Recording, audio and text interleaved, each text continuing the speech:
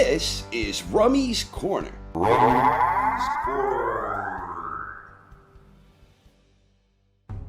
During the long, rich history of film and television, when it comes to fictional boxing-related content, the Rocky franchise undoubtedly represents the gold standard, and not without damn good reason. The Rocky movies produced an engaging saga that followed the life and boxing career of the Italian stallion, Rocky Balboa.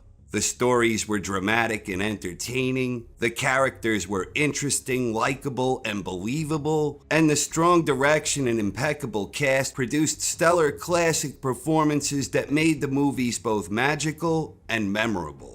One of the most important key players who helped make the Rocky franchise such a magical and memorable viewing experience was the late great Carl Weathers, for his portrayal of one of the coolest and most iconic characters within the Rocky universe, the Dancing Destroyer, the King of Sting, the Count of Monte Fisto, the Master of Disaster, the one and only Apollo Creed.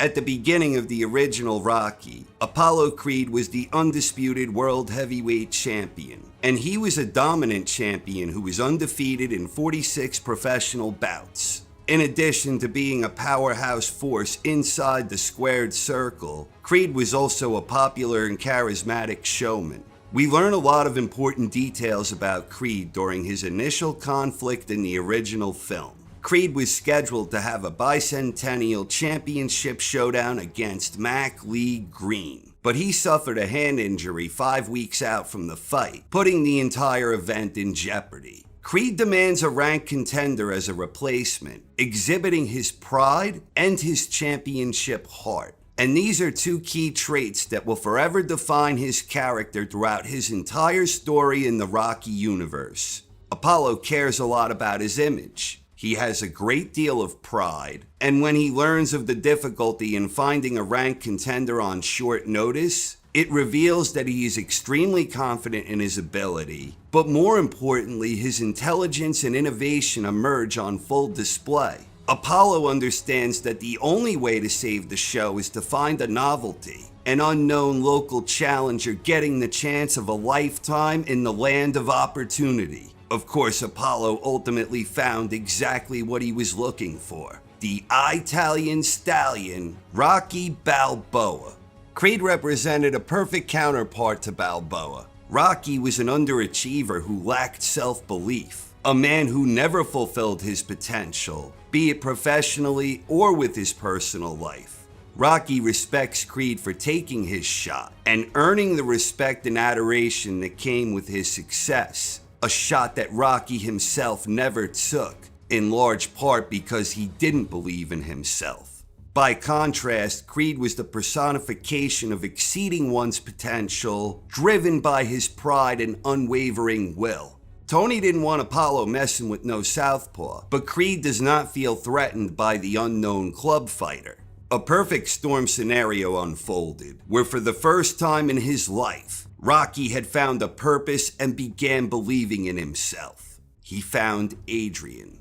All of a sudden, Rocky's hibernating heart thawed into play, not just in terms of his romantic courtship, but also in terms of taking pride in himself, not just wanting to be another bum from the neighborhood. Rocky tapped into that reservoir of unfulfilled potential where he became driven like never before, training with intensity and raw determination. Duke saw his hunger and drive and realized they did not have some hopeless pushover before them. Meanwhile, Creed lost focus, spending so much time on publicity for the showcase promotion that, unlike Duke, he didn't even perceive the possibility that he might actually have a real fight before him. Creed had become civilized, and because of that, he had lost that eye of the tiger. You ought to come look at this boy you're gonna fight on TV. Looks like he means business. Yeah, I mean business too. Hey, Shirley, we got any more coffee out there? Creed's sense of patriotism came into play during his ring entrance, where the dressed-up champion was throwing money at the cheering crowd, and he even had some friendly banter with legendary boxer Smokin' Joe Frazier. The crowd loved it. Everyone expected the fight would be a complete and total mismatch, especially Apollo. When the action got underway, Creed mistakenly believed he was toying with the inferior club fighter as he began to establish the jab. But before long, Balboa landed a clubbing left that sent Creed down. It was the first time Creed had ever been dropped during his professional career. Creed beat the count and suddenly realized he was in a real fight. Creed bounced back well and finished the round strong. The bout quickly evolved into a tactical war, where by and large, Creed was throwing more and landing more, but Rocky appeared to be landing bigger and better when he landed. Creed was looking to control the action behind a snappy jab where he could box at range, and Rocky was looking to close the gap and attack the body whenever he could. There was a lot of back and forth action in this war of attrition, where both boxers exhibited tremendous heart, courage, and determination. Late in the fight, both boxers were visibly tired, and in round 14, the champion bombarded and dropped an exhausted Balboa. The fight appeared to be over, but amazingly, Rocky beat the count. Rocky was emboldened by the knockdown, and he finished the round strong. Balboa continued his momentum into the 15th and final round, where he had Creed badly hurt, reeling and ready to go before time expired. At the end of 15 rounds, Creed was awarded a controversial split decision. Rocky lost the fight, but he succeeded in his goal of being the first to last the full 15-round championship distance against Creed. Immediately after the bout, Creed informed Balboa there would be no rematch. But it didn't take long before he changed his mind. Indeed, as the two were being admitted to the hospital, Creed got all fired up. His competitive spirit re-emerged, then and there in front of a slew of media, and he was ready to jump out of his wheelchair and go after Balboa in his wheelchair. It was absolutely bonkers. Creed proceeds to challenge Balboa to a rematch anywhere, anytime. They later shared this pivotal moment where Apollo admitted to a curious Balboa that he did indeed give him his best. Even though Creed retained his championship, and even though Balboa had retired and settled into a new married life, Apollo could not accept the fact that he had a perceived blemish on his record. And adding insult to injury, it was against a lowly club fighter no less. Creed wanted to prove himself after failing for the first time in his professional career, at least in his mind. He needed to prove himself. Even his own wife and kids were taking a back seat to his need for redemption. Creed may have won the fight, but he did not win the event, and he did not live up to his own expectations of himself. Creed was so hell-bent on getting the rematch that he was prepared to abandon all of his goodwill with the fans who loved and adored him. Apollo was prepared to be the bad guy and do whatever it took to get that rematch. Creed wanted to prove to everyone that their first fight was a fluke, and more importantly, he wanted to prove it to himself. Creed may have lacked the eye of the tiger going into their first bout, but his eye of the tiger was back with vengeance. Meanwhile, Rocky is having all sorts of financial trouble in his new married life. Rocky wants to fight again, but a pregnant Adrian forbids it. Even Mickey is against the idea of Rocky fighting again. Creed's anti-Balboa campaign ultimately worked, however. Creed's attacks against Rocky's pride eventually pissed off Mickey, and once Mickey was on board, Creed got exactly what he wanted. A chance at redemption, Adrian be damned. Once the stage was set, there was a reversal of roles. Rocky was the one having a poor training camp, distracted by the fact his wife disapproved of his decision to have the rematch. On the other hand, Apollo was highly motivated and completely consumed by his training and preparation, giving it everything he had and making sure he was optimally prepared physically, mentally, and spiritually.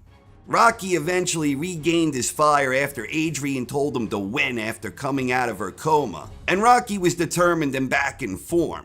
This time the local Philly crowd was even more pro-Rocky than last, because Apollo had set himself up as the bad guy before and during the lead-up promotion. For whatever reason, Mickey was convinced having Rocky fight right-handed was a stroke of genius, something that would confuse Creed, the plan being to eventually switch back to his natural southpaw stance that gave Creed so much trouble the first time around. That was his master plan to make boxing history. Right out of the gate, Creed was schooling Balboa with a dazzling display of quickness, power, and accuracy. Creed was dominating the action, and he dropped Balboa hard after a ruthless barrage. Rocky beat the count, had a nice flurry, and Creed went back to business. Creed resumed kicking Rocky's ass in round 2, and before long, Creed dropped Balboa again. But this time Rocky was emboldened by the knockdown, and he came back with some nice firepower of his own. As the bout progressed, the difference in class became apparent. Creed was simply too skilled, too fast, and too determined. But Rocky's own heart and courage allowed him to absorb a tremendous beating, where every now and then he would go on the attack effectively. But Creed was clearly winning the rounds, despite the fact Rocky was having some good moments along the way. Balboa finally won a round in the 9th, and he began consistently being more competitive, but he never truly capitalized on that momentum. Apollo was still the one doing the better work, but it was evolving into another taxing and grueling encounter. Rocky had absorbed a tremendous amount of punishment, and he was hopelessly behind on the cards entering the 15th and final round. By this point, Mickey is begging Rocky to switch to southpaw, but he refuses. And Tony is begging Apollo to stick and move, and he too refuses. Because in that moment, everything Apollo experienced since their first bout, the need to not just prove it to the world, but to prove it to himself. There was no way that burning flame was going to allow a champion like Creed to coast. Apollo's pride and championship heart would not allow it. Creed had no intention of coasting and every intention of knocking Rocky out. This all circles back to his first real conflict when Creed demanded a ranked opponent, pride and championship heart. Both warriors put everything on the line in the 15th and final round, with the momentum swinging back and forth, and both boxers landing bludgeoning shots in great abundance. It was absolutely bonkers. Things ultimately ended in one of the most dramatic and ridiculous ways you could ever dream up to conclude this high-profile championship rematch, when this happens.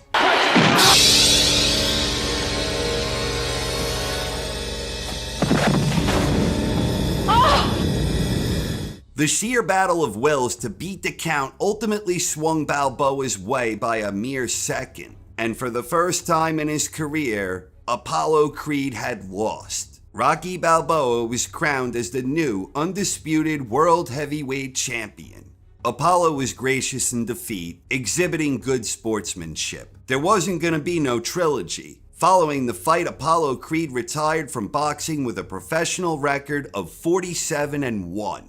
Apollo's boxing career may have been over, but his story wasn't. Over the next 3 years, Rocky went on to defend the championship 10 times, leading into his toughest bout since he first won the crown. Rocky's opponent was the power-punching menace known as Clubber Lang. Former champion Apollo Creed was in attendance, like Smokin' Joe Frazier before him. But unlike the friendly banter Creed shared with Frazier, Clubber Lang didn't want no has-been messing in his corner. Creed wanted Rocky to do everyone a favor and drop that chump. Instead, Clubber Lang overwhelmed Balboa with an extraordinary display of power, stopping him in round 2.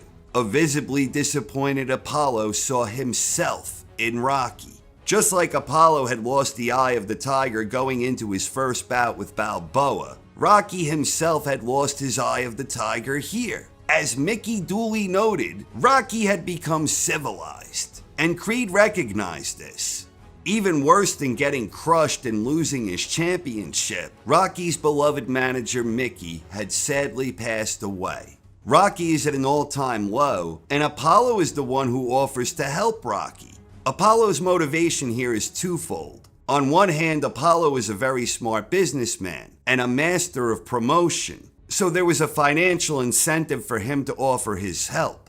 Beyond that, Apollo related to what his former foe was going through. Apollo himself missed the limelight and admitted such to Rocky, and he had experience with regaining the eye of the tiger. When Creed needed to rediscover the eye of the tiger, he reverted to his purest form, the man who was a champion on the inside, a man who was confident, a man that exuded self-belief, and he regained his motivation after suffering a setback. Rocky, on the other hand, reverted to his prior form, the man who didn't believe in himself, the man he always feared he really was, just another bum in the neighborhood.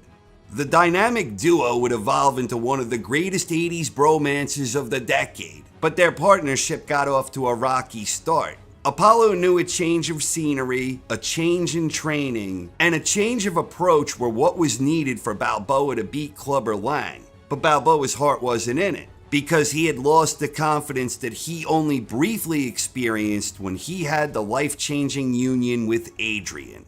Balboa's training was nothing short of awful. Creed was absolutely battering Rocky something fierce during the preparations. And if he wasn't battering him inside the ring, he was schooling him in races. It got to the point where one might wonder why Creed himself didn't decide to challenge Clubber Lang. Because Rocky's training sucked. Eventually, a nice pep talk from Adrian got him to recognize that he was afraid for all the wrong reasons. This got him back on track, believing in himself again. And amazingly, Creed's training produced incredible results. Rocky was originally struggling to do the doggy paddle, but now he had mastered the most difficult butterfly stroke. And now all of a sudden, Balboa finally beat Creed in a race, and their post-race celebration was the apex of their iconic 80s bromance.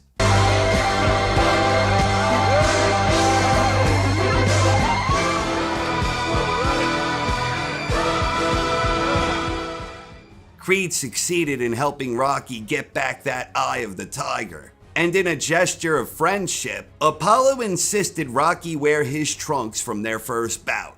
Rocky agreed, and now he owed Creed a favor. You got me curious. You got me curious, Rock. And you're gonna owe me a big favor. What favor? When it's over. You got me curious. You got me curious, Rock. You just make sure you wash him before you bring him back, all right? Will do. After this, you owe me a favor. What favor? You got me curious.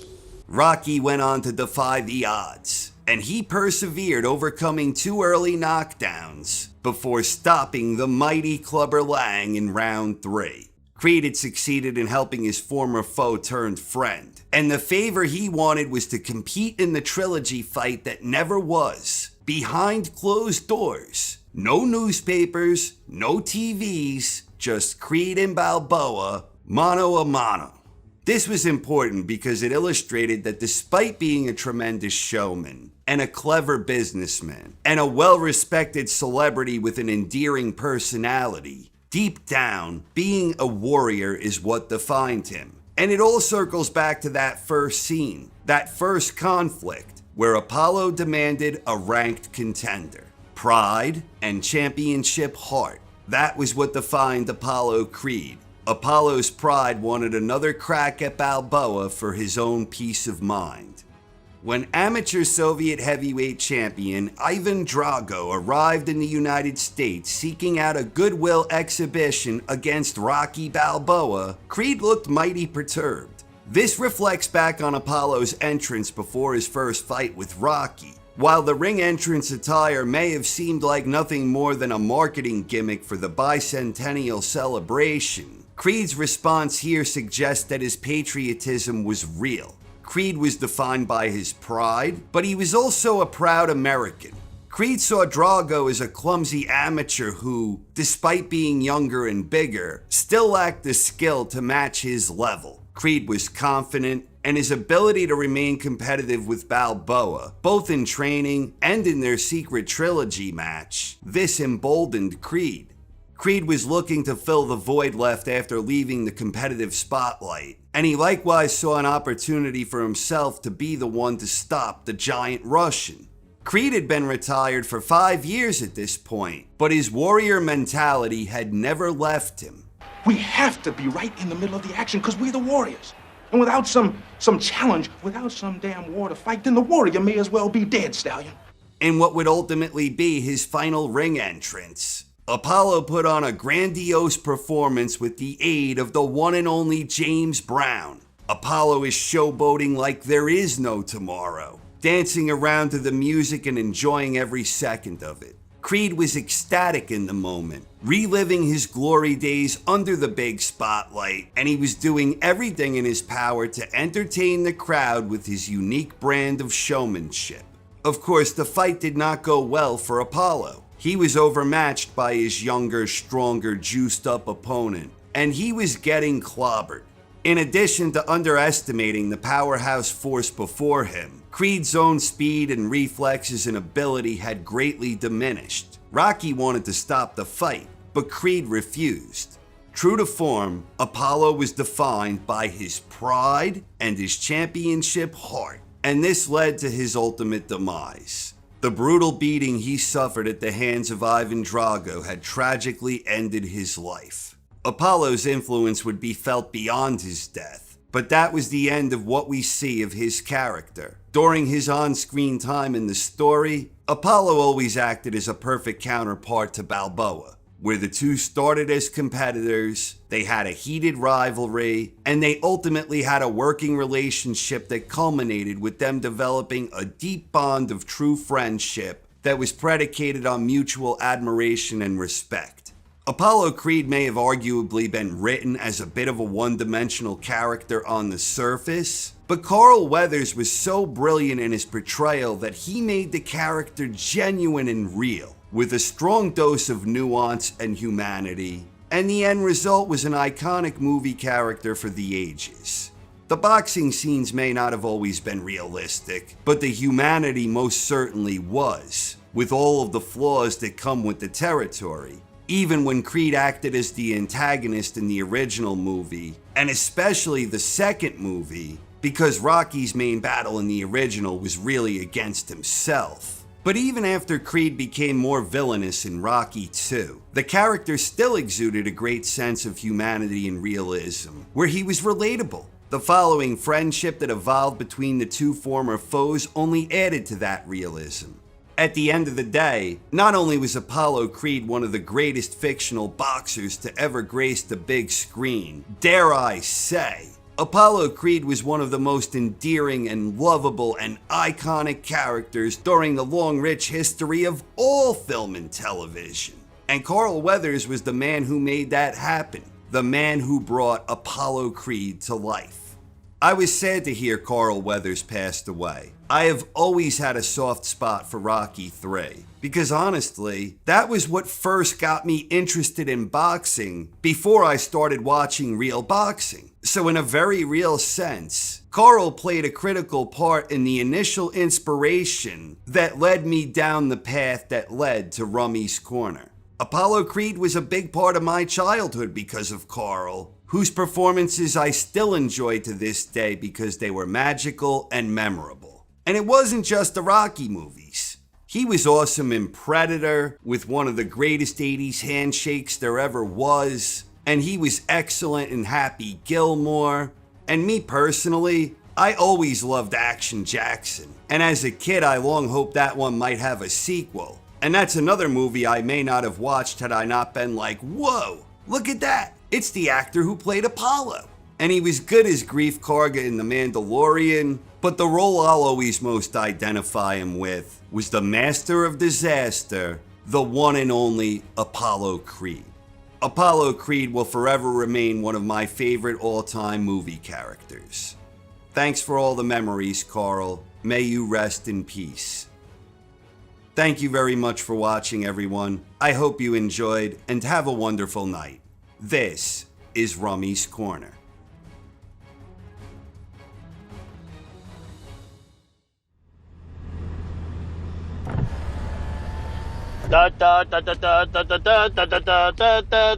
And in keeping with great events throughout the country's history, Apollo Creed will duplicate the cracking of the Liberty Bell by cracking Mackley Green. I believe we can find a solution. Solution nothing.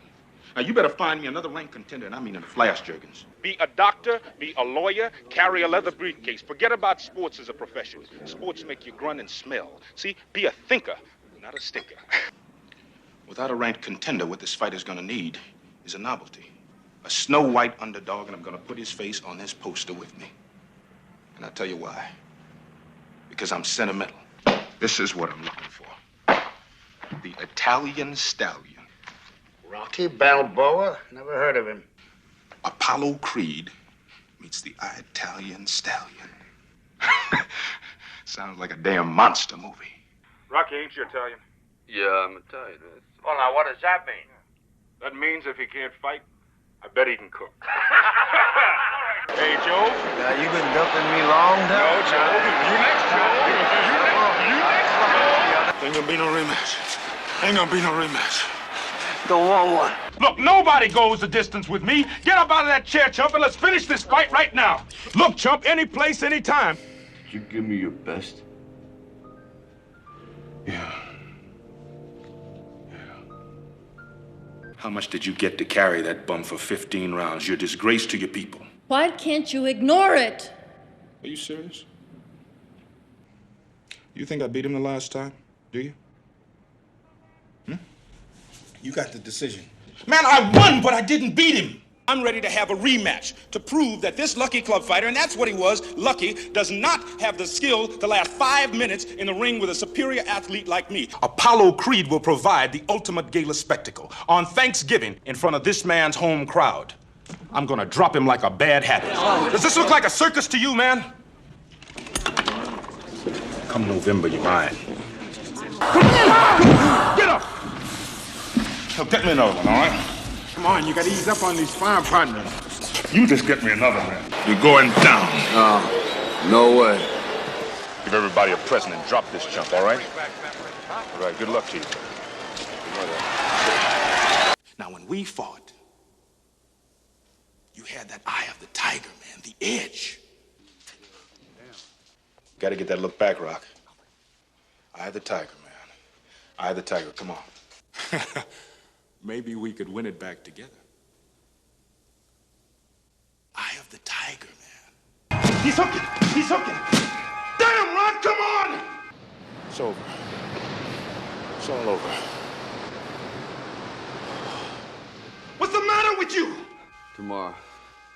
Let's do it tomorrow. There is no tomorrow! Hey, boy. After I crucify him, you next. Just stay out of my face, chump. Don't turn your back on me second. We had a problem before the bell. I know what I'm doing. I swear I know what I'm doing. Don't tell me what you think! Go out there and do it, Rock. Eye of the tiger. You understand? Yeah. No TV, no newspapers, just you and me. Nothing. Just you and me. Age before beauty. Anything you say, Stallion. I do all the work. Okay. Nah, Stallion. Maybe you think you're changing. But you can't change what you really are. And you can forget all this money and stuff you got all around you, man, because it don't change a thing. That's where you're wrong. This is not just an exhibition fight that doesn't mean anything. Look, it's us against them. What are you talking about? Come on. We're gonna stop this fight. No matter what. No matter what. My God! Creed is down. Apollo is down, and he could be badly hurt. I'll never forget you, Apollo.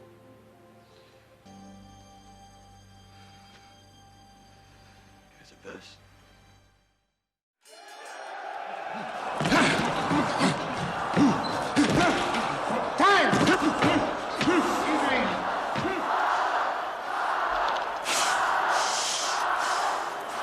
No matter what.